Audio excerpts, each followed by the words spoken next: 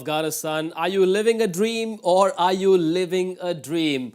The Cricket World Cup 2023 will also be remembered for the Afghan uprising. What a match summary this is. It paints a pretty picture of what this team came here to achieve. And they've won 3 World Cup matches. This is the 3rd win against a former world champion. They had 242 to score to register their 3rd win, and they did so in style with 7 wickets to spare. And in the 46th over, runs from the top 4, well, barring Rehmanullah Gurbaz, Azmatullah Omar Zai, top scorer with 73. Hashmatullah Shahidi, 58. Rahmat Shah, another 50 as well. Not much to talk about from the Sri Lankan point of view, but this moment, this Monday evening, belongs to the very, very impressive Afghanistanis. Party would have begun in Kabul, all across Afghanistan. This team is in the mood for many such happy results. I'm not calling it an upset anymore. We shouldn't. We felt from the start they've taken the right decisions. They have beaten 2 good teams. Now, those could be called upsets. I think Afghanistan would fancy themselves against Sri Lanka. They've run close a few times. In the Asia Cup, we saw they almost got through that game and almost in many ways went on to the final if they had won that game, but didn't happen. Though, having said all that, I think not went on to the final, they could have qualified rather, but Afghanistan, the team we know. In T20 cricket, they produce brilliant results, great players, come out in the big games, do what they're required to do. But just the last 2 chases, they chased 270 with ease, and then they aced this chase as well, 240. Quite amazing to watch, actually. Cool-headed, clinical, professional. Got any more synonyms? No, I mean, I just think from pretty much ball 1, Afghanistan have been switched on. Selection was excellent. Decision at the toss was spot on. Everything about what they did in the field. The captain had a good day out in terms of not just with the bat towards the end, but the tactics with his use of the spinners at the right time, bringing Mujeeb at the perfect time to get that kind of combination of wicket, and then another wicket the following over with 2 Sri Lankan batters set. Yeah, Sri Lanka were poor. I must admit, Sri Lanka had a real poor day. It kind of summed up at the end with that drop catch that saw Afghanistan over the line. But Afghanistan are a very, very disciplined, well-drilled operation. It doesn't surprise me with the coach. Jonathan Trott played cricket in a very kind of monotonous way, routines, process. That's what Jonathan Trott was all about. And this Afghanistan team are playing in a very, very similar way. They look very, very driven. They've got all these, we've seen the whiteboard with the numbers. Very Jonathan Trott-like, but it's exactly what Afghanistan cricket need. Yes, very often lesser fancy teams can have the odd one great day. But this team has had 3 such days, and that perhaps goes to show that the processes are very much in place. They're doing the drills really well. This is their best ever World Cup campaign. Remember, they won nothing back in 2019 in England. They were playing in the 2015 World Cup, beat Scotland as well. Now, these 3 wins in 2023, DK, cannot just be attributed to this team playing in more familiar conditions. Well, they've beaten the 92 champions, 96 champions and the 2019 champions. It just can't be a fluke. They're playing good cricket right from the outset. The decisions they've taken, bringing Fazil Farooqi in for Noor Ahmed, winning the toss, bowling first, backing their batting, knowing that they've done it before, go out there, methodical in their chase, stuck to what the coach had asked them to do all through the 45 overs that they batted, and then in many ways, batted with aplomb and a lot of sensibility. I thought there was a good spell up front by Madhushankar. There was a quick spell by Chamira at the start. Saw through all of that. They literally aced the chase. I mean, it was a textbook chase of how it needs to be done when you're chasing a 240 score. It's not just about flair, right? At this point, they're taking a lap of victory around that stadium in Pune, and there are a lot of fans who are sort of, falling in love with this Afghanistani side. It's not just flair. It can't just be attributed to having flair or spark or skill. So many things have to come together for a team to win 3 World Cup matches. Yeah, absolutely. I mean, Afghanistan have always had talent. They've always had a group of players that you kind of have always thought that they could play good shots. But were they a group of players that could play good innings? That's been their downfall, that they've always been able to play a flamboyant shot, hit a ball over the ropes for 6, but can they put an innings together, and can they play with their, I always talk about the top 6 inches. The penthouse is the most important aspect of any cricketer, is what you do in that top 6 inches, how you think, how you manoeuvre a game of cricket. It's not just about crash, bang, wallop. It's about the mindset to be aggressive. They brought that but it was also the mindset today of knowing exactly when to sit in, exactly when the bowling was good. They didn't have to do too much. The rate was never too high, and they sat in. And those little, I'll go back to that whiteboard, those little goals, when you're chasing 240 and you're probably with a group of players that have consistently not kind of chased those kind of totals, even though it's not a huge total, I think Jonathan Trott is quite smart in just giving them numbers. So what he's doing is just breaking the chase down into 10 over segments. Just break it down. You're not getting when you first go out the bat, you're actually not getting to 242. You're getting 50. So you get the 50, you tick it, and then you get to 100, you tick it off. You get to 150, you've ticked it off. Before you know, you've broken down a 240 chase into smaller segments, which makes the players focus on the ball. Yeah. The process of that ball, that moment, that over, get through it, create a partnership, get to that 150. They were out, by the way, by I think it was 11 in the 150 kind of number. 139. So that was one that they missed, but all the others they were pretty much spot on, and then they get to 200 and then go, win the game from there. So as much as it'll be probably somewhere around the world, it's laughed at because that's what you do in schoolboy cricket. I think it's a very clever process with this group of Afghanistan players in this World Cup to break things down and keep it very simple. Yes, break it down into smaller targets. That's what we're all taught at the start of our careers, regardless of our professions. They didn't panic after losing their star batter, star opener Emanullah Gurbaz in the first over. They were just there. They kept following what Jonathan Trott had mentioned on that board. They went about it professionally and there was no sign of panic. This is a proper team. Psychologically, it is amazing when you have smaller targets and easier targets to go after. And I think that's what Jonathan Trott has done. And you can see they kept up with the rate. 50 in the first 10. In the next, they've got 37. Then they're 52. But the key part is 31 to 42 is where they got back things. Yeah. I think he expected them to be at 200. When they hit the 40 over mark, they were at 200. And from then on, it was a matter of time before they got the ultimate total. But also, if you see the difference between Afghanistan and Sri Lanka, the one column that is very glaring is the wickets column. Sri Lanka kept losing wickets through and through, and that was their downfall. There was a phase between 31 and 40, they didn't lose a wicket, and that is so critical. And the wickets, when they lost, it wasn't like there was 2 or 3. They generally say, you lose one, you don't want to lose 2. But that's what happened to Sri Lanka. With Afghanistan, they didn't let that happen. It was a good spell by Madhushanka up front.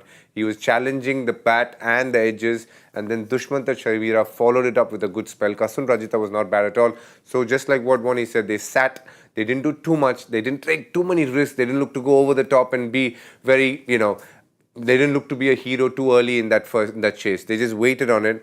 But now we are sitting and applauding them because of how well they've gone about things, I guess. Well, Afghanistan's number 2, 3 and 4 poured cold water over any hope that Sri Lanka might have had after getting Gurbaz out. 3 partnerships, 2 half-century partnerships, and then 111 between Shahidi and Omar Zai that took the game, not just took the game away, but they finished they crossed the finishing line in grand style in the 46th over. Yeah, I mean, the Gurbaz dismissal, I was in the room next door just watching. I thought, here we go, they'll panic. They've lost a key member of the team. He's been in great form. That opening combination had got them over the line against England, against Pakistan. And that's what really impressed me about Afghanistan. They didn't panic. Yep. Whichever the batter that came out, he just played with very much control. Good cricketing strokes, as DK said. There was no dancing down because they didn't need to. They didn't need to get into 5th gear. They just stayed in 2nd and 3rd gear early. Every now and again they went into 4th gear, but it was such a controlled chase and just real strong combinations. And partnerships are always the key, but there were partnerships built on real sensibility. There was no panic. I mean, Sri Lanka, could they have changed 1 or 2 things? I think the dew played a factor. Thiksana, you'd hope to have got a little bit more spin. It was skidding on. There was one shot played down the ground in about his 2nd over. I went, this pitch is a beauty. Yep. If you're playing a shot just on the up through kind of extra cover, it was through extra cover. Thiksana just skidded on. I thought the pitch is getting better. So I think Afghanistan got the better of the conditions in terms of the decision that they made at the toss. They got everything right, but to chase down that target, against Pakistan, they had a little bit more of a panic on, understandably, but this was full control. There were so many moments when DK and Michael Vaughan, while watching the second innings, went shot. Especially when Rahmat Shah was batting, and you referred to that as well. But when Rajita bowled that second spell, he was keeping things quiet. It was so good to see Afghanistan show the kind of maturity that's needed not panic when a proper bowler is coming in and is looking threatening. They said, all right, even if the big runs don't come, we won't play a bad shot. The two shots that they played a lot today were the flick and the cut. Yeah. And obviously the pull as well, actually, not the flick so much. The pull is what I meant. So that tells you they've bowled short a lot. They've tried to bowl bouncers to, trouble the batters. We don't associate Afghani batters into... if you think about them, they're not the best hookers or pullers of the game. But what they have done is found a way to get runs through that. At times, the boundary, they got the wicket. The one that they got, I think it was Zadran who played it straight to third man. But before and after that, there was plenty of shots which they controlled in the ground, which again, what I liked about Afghanistan batting, I think they were posed some questions by Sri Lanka, but they didn't panic. I think they just found a way to stay the course of the water. And when they got the opportunity, which was at the back end, they really, showed why they were so good in the T20 format. They just made the last 40 runs look an absolute joke. And for me, I felt in the mid-show that it was Rahmat Shah, because of his cool head and his steady technique that he has along with Zadran, and they forged a very important partnership there. You expose Hashmatullah Shahidi a little early, the game is different. He isn't the best player of fast bowling, especially the new ball. Yeah. So that part, when they saw through, was very, very important for Afghanistan. Has the makings of a good number 3 in the long run? Yeah. Rahmat Shah? Yeah. One thing, he doesn't have a long run. He's a little old, actually. He's on the slightly older side. He's 30. He's got 6 years at least. 30. Oh, he can play on beyond that these days. They're all very fit. He looks a good player. I thought he a lot more, actually. Well, the Cricbuzz app says he's 30. He must be right. Right. But you like the look of him? Yeah, I like the look of them all. I think they've all got, as I said before, they've all had talent. You always watch Afghanistan and you see the great shots. But what I'm really enjoying about the way that they're playing in this tournament is they're playing with great sense and great capabilities. And it's just, I always believe body language is so important. We go back to Sri Lanka and the way that they started. Their body language was weak. It was timid. Afghanistan, even though they lost Cricbuzz in the first over, they still had a nice belief. You can just say the shoulders were back. They were always looking to score. Weren't being reckless, but they were always looking to get the boundaries. And in the power play, even if the ball's doing something, you as a batter have still got to send the message to the bowler. If you're off, I'm hitting you to the boundary. Yeah. And a few lovely shots through the to the cover boundary early, that always gets the confidence flowing through to the dugout. Whatever the chase is, I always believe that you've got to send the message. When you're out in the middle, your job as a batting combination is send the message back to the dugout. Not saying shouting it, but by the way that you're playing, you've got to be playing in a way and in a calmness and in a positive sense. And it's not always striking, but in the manner that you go about your business is to send the message back to the dugout that it's all right out here, we can get these runs. Well, the captain came in the 17th over. The score was 73 for 2. It's always good to have a captain who believes in his ability. He scored the runs once again, and that only adds a lot more to the mood in the camp. Look at that, 58 not out of 74. Hardly any big shots, but he just hung in there and make sure that the score was ticking. Look, he's a very interesting case study for a number 4. He's not one that will get into many other teams as a number 4 for a start. He's not the most talented batter, but what he is effective. He plays a role for Afghanistan, which is important. He's a left-hander in that middle order. We got plenty of right-handers there. So that in itself is a good dynamic to have. Number 2, he is someone who rotates strike of spinners very well. That is his biggest strength. He has a slog sweep, which he's very good with. But other than that, there's no shot where you'll go, wow, what a shot that was. But what he does do is to bring a little bit of stability when Afghanistan requires it. And that is why he has been nominated as a captain as well, because he's played those knocks a little before. He wasn't probably the first choice captain, as we all know, but he's taken this team forward and produced a few results which they will be very proud of. This has been their most successful campaign. Beating 3 teams and 3 good teams is something that they will be very proud of. And he's played a very, very pivotal role, not only leading the team, but also batting in the middle. 131 for 3 when Azmatullah Omar Zai came in. And then you saw this beautiful contrast of fire and ice between the captain and this young 23-year-old who plays with such a free spirit, and he had the hunger and the ability to play those big shots as well. Look at that innings, 73 of 63, fantastic strike rate as well. Yeah, the key wicket as well. 3 6s, 1 wicket. Yeah, the key wicket of Nasanka, which was important. Again, he's got more shots than the captain, but the captain is the key. When you've got a captain out there that's just clearly he's got a very good cricket brain. I like the way he operates. He's clearly a very good, thoughtful thinker about the game of cricket. But when you've got a steady Eddie at one end, when you're only chasing 242, and I'm sure his conversations with the young chap, is probably what gets him in a better state of mind. Yeah. White ball cricket in this area is about strike race, it is about flamboyancy. But in a side like Afghanistan, having a captain playing in that way, as DK said, as a left-hander as well, it allows the rest to probably go and play the way that they want to play, which is a bit more flamboyantly, a bit more aggressive. But you can't play that aggressive way with Afghanistan with everyone playing it. You just, every now and again in a team, just need... I always go back to the Bazball way of England playing Test match cricket. Ben Stokes came out with a comment in the summer that Alistair Cook wouldn't get into this Bazball team, and I just laughed. Alistair Cook is everything that the Bazball team need. They need that rock-solid, bat-all-day kind of character, and the rest can do whatever they want around him. And that's exactly what this Afghanistan captain is doing for the Afghanistan team. Rock in the middle, let the firecrackers play around that rock in the middle. Perfect. Yeah, Steady Shahidi is a nice name for the captain. But there's something really attractive about how Hashmatullah bats. Azmatullah bats, sorry, not Hashmat. So, for me, what is interesting about Afghanistan's journey so far is the decisions they've taken. And one of them was sending Azmatullah Omarzai up the order. He generally is batting 6 and 7, at times 8 as well. But for him to be earmarked as the guy to go up the order, I don't know whose decision it was, whether it was Hashmatullah's or Trott's, whoever has taken that decision. I think they've seen potential, and you can see he's repaying them back. Had a good knock against India. That's where his journey started as a number 5 batter, and he's batted really well for them. Before that, they were looking at Najibullah. He wasn't coming good for them. Then they tried Nabi. So they've tried various options. Now their number 5 is Azmatullah Omarzai. Bowls a bit with bowls some decent medium pace, picks up the odd wicket, and they have at number 6 Akram Ali Kil, which would have been interesting to see. He came out to bat.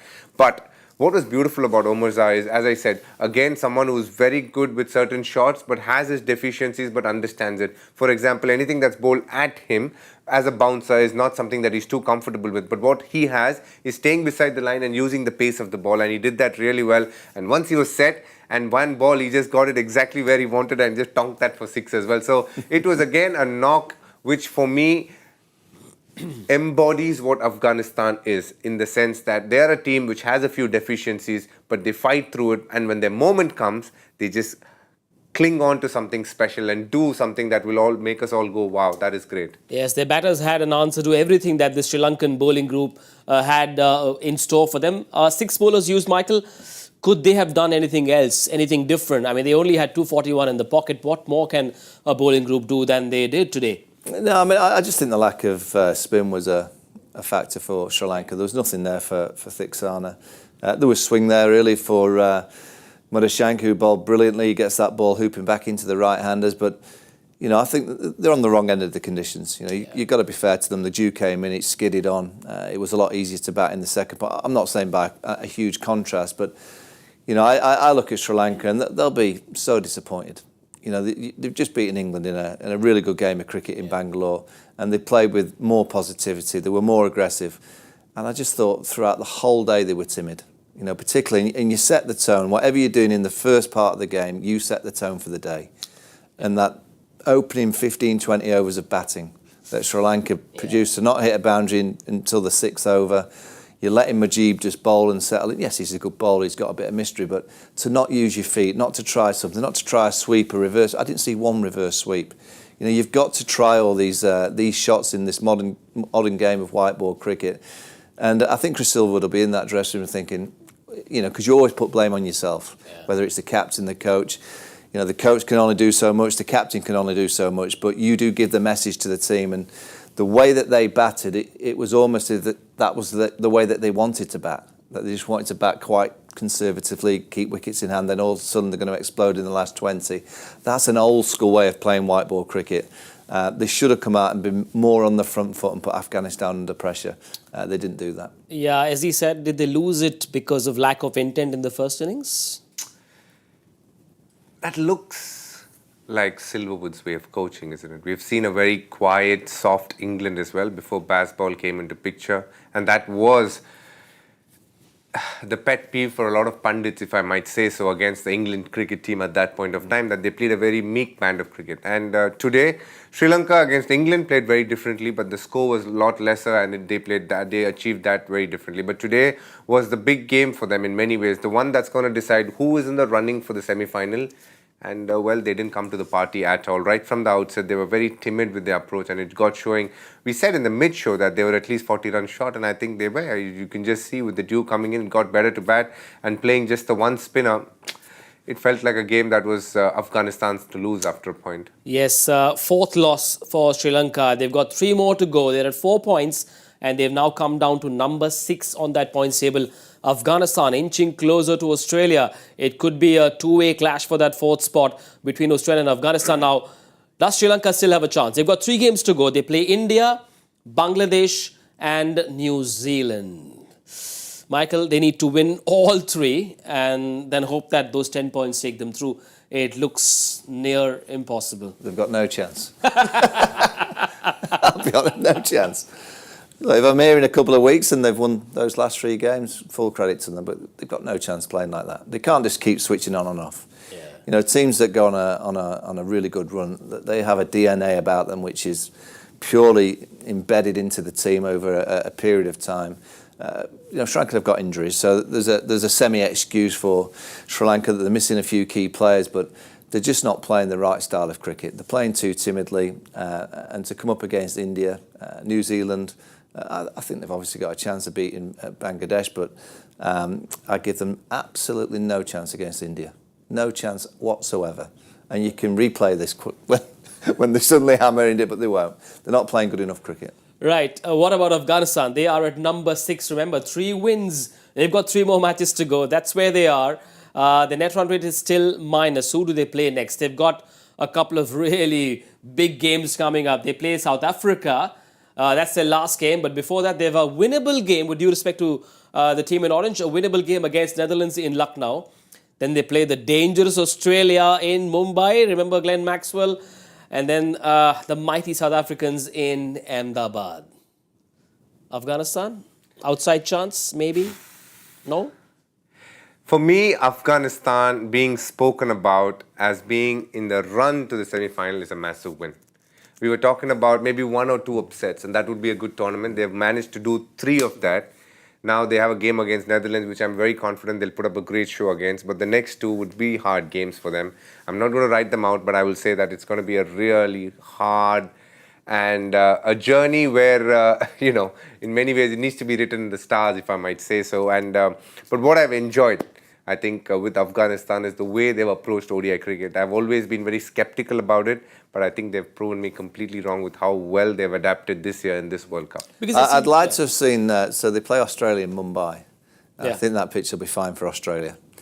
I'd love to have seen them play Australia in Chennai on a dusty one, because I think they'd have a chance there. But they'll beat the Netherlands, but I think Australia will do for them in Mumbai. Given how they've stuck to process, it's unlikely that they'd be thinking about Australia and South Africa. They'll say, all right, let's look at Netherlands and then we'll see what happens. Oh, without any question, Jonathan Trott will not allow this team to talk about Australia until they've played the Netherlands. Right. One minute at a time. Not one day with Jonathan Trott, it'll be 1 minute at a time. Well, there we are then. Afghanistan are proving to be quite a romantic story at this World Cup. What's up next at the World Cup? Yet another Asian clash, more Asian fare at the World Cup.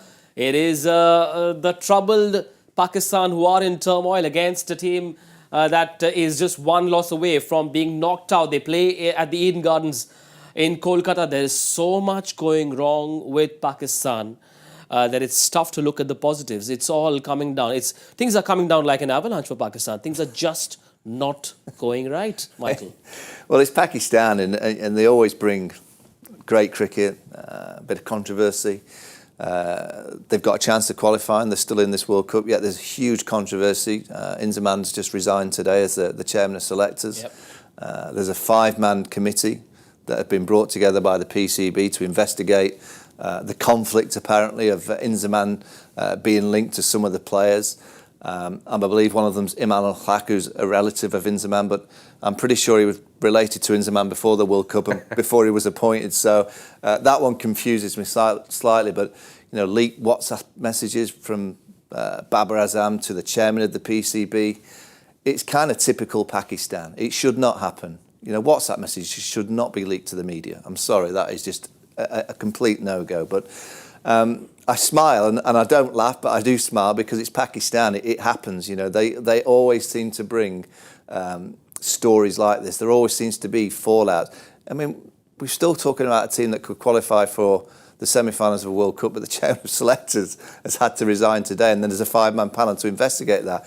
It's just typical Pakistan cricket. Yeah, well, Inzamam ul Haq was called to the PCB office to meet Zaka Ashraf, the PCB boss, over his role as a director in a company that also has a known player agent as director. Now, that wasn't apparently revealed. Everyone knew he's related to Imam ul Haq, but there's so much more to the story that it's difficult. Pakistan cricket is it a tragic comedy? Is it a comic tragedy?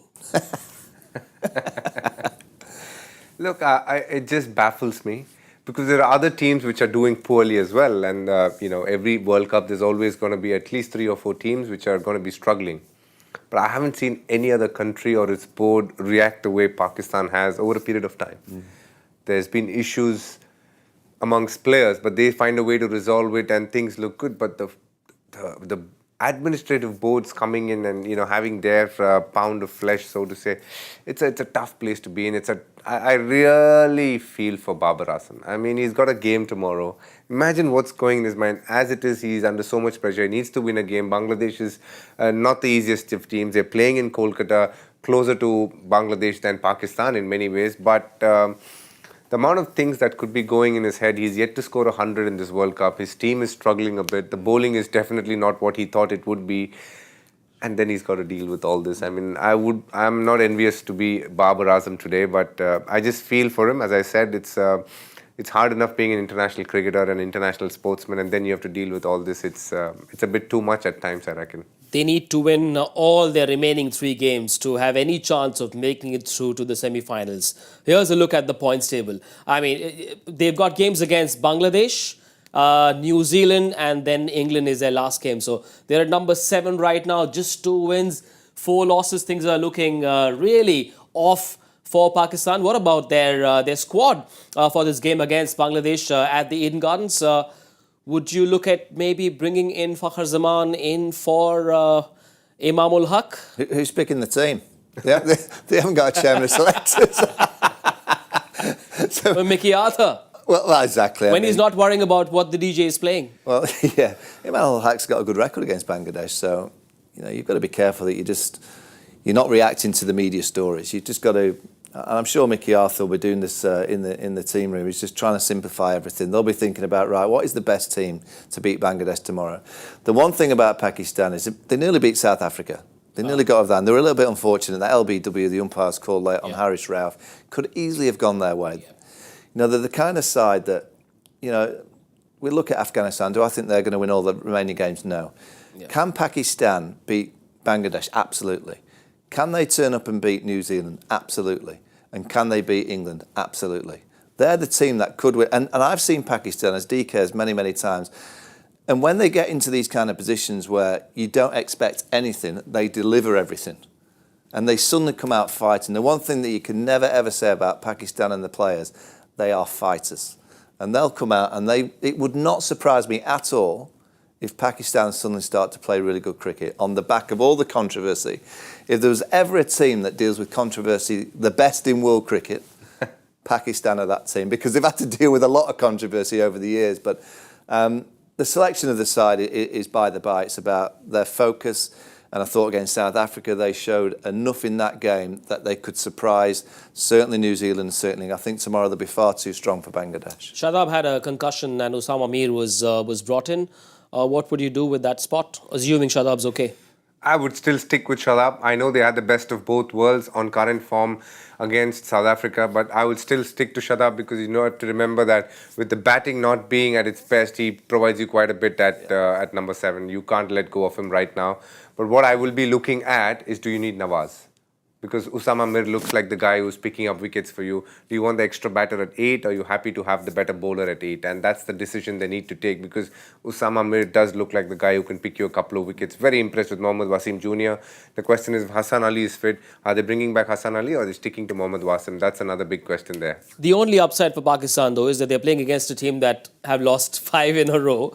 A team that lost to Netherlands by 87 runs. Things are looking worse. I mean, if you're doing worse than Pakistan, then, well, what do you say about such a team? Well, they're doing slightly better than England. which is a concern. Bangladesh are a real disappointment for me. They, DK was saying earlier, they've kind of got this reputation of being quite competitive, but a lot of that is built on the back of them winning a lot of series at home on those dusty wickets.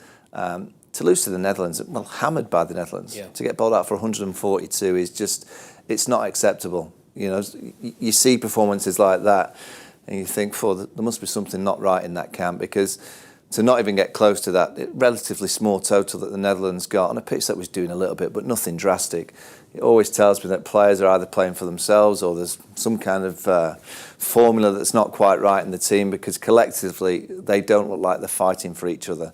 And that's always a worrying sign.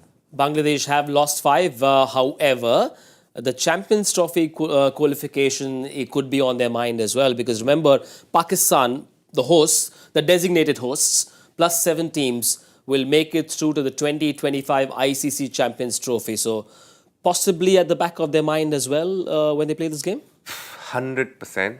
But I think they're going to have it the toughest among all teams that are looking to get to that Champions Trophy tournament. And I say that because A, they're having a couple of tough matches.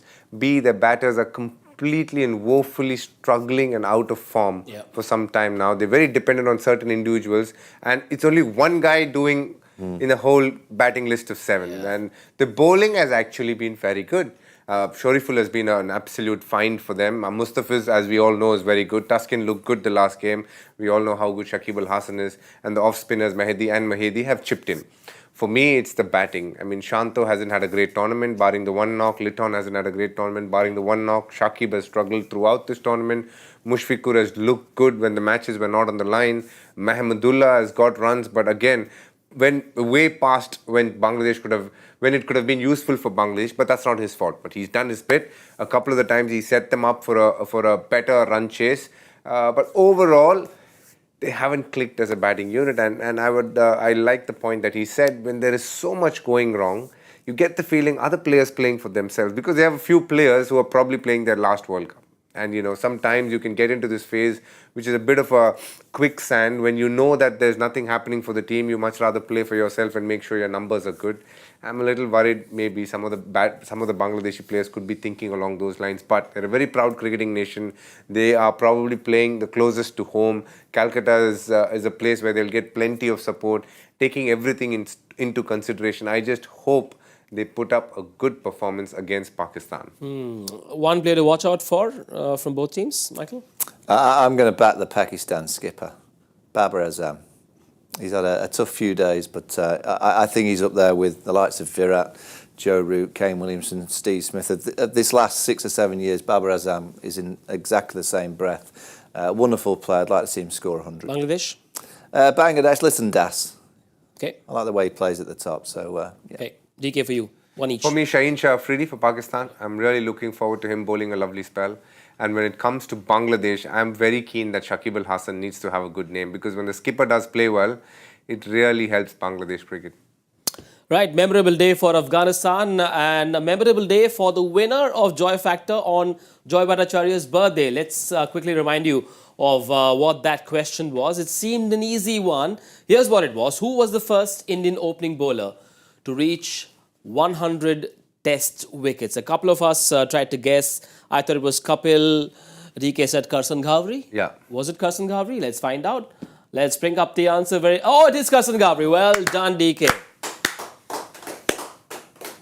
Bloody good guess that. Thank you. Calculated. Was it? It wasn't just a guess, it was It calculated. was a little calculated in the sense I was just thinking who were the fast bowlers in that era, and I heard that Gavaskar and all bowled, so he's not taken 100 for sure. So I just Gavaskar? worked. Yeah, he's opened with the new ball. Okay. He used to bowl quite a bit apparently in West Indies and all that, because they wanted to get the ball old so the spinners could come in. India had a good spin trio, so that was the strategy at that stage. But Karsan Ghavri used to bowl left arm medium pace at the start and then bowl left arm spin. So excellent. Now that Joy is busy partying on his birthday, we'll get the winner. Double thumbs up from Michael Vaughan and from Dinesh Karthik. Here's the winner.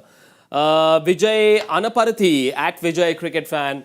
Well done for getting it spot on. Double thumbs up. There you have it. You have 6 thumbs to play with. Use it as a thumbnail on your video when you show off this video to your friends and your family. We are done for the day. Mr. Gaurav Kapoor comes here to host Cricbuzz Live English tomorrow at 1:30. I'll be downstairs in the Hindi studio with Virender Sehwag and Parthiv Patel. So do join us then. For now, it's 10:30. It's time to sleep. And the last call for your flight to Chennai has been announced. So DK, the car's waiting. He's got a flight to catch.